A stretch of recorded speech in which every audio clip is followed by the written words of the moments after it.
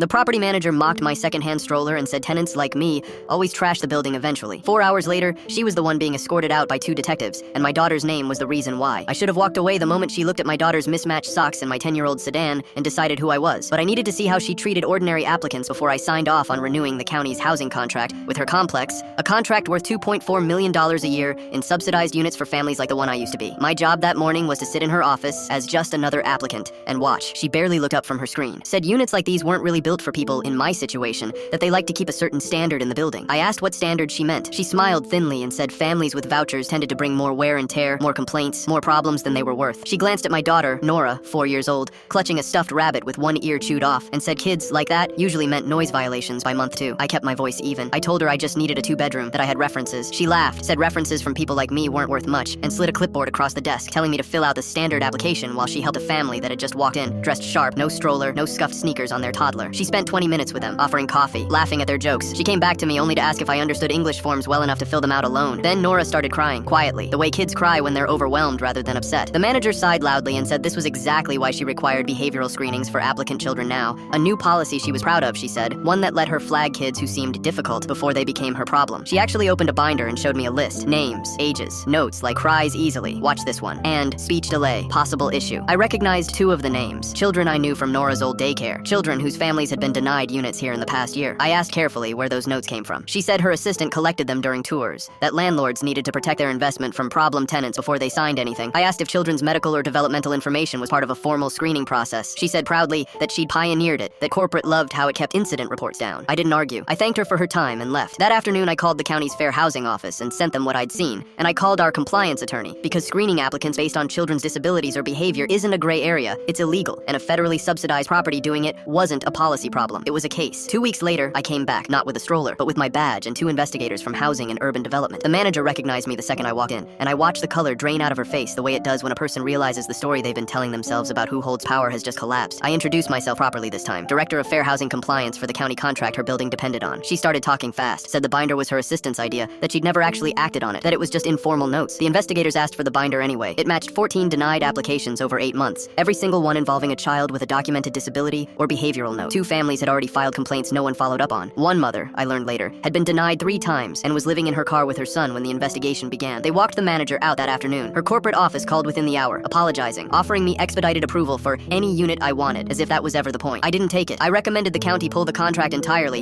and reassign it to a provider that didn't keep a binder on which children were allowed to exist in stable housing. I still think about that mother living in her car. The apology never reached her, and I don't know if pulling the contract helped her or just moved the same cruelty to someone else's desk under a different name.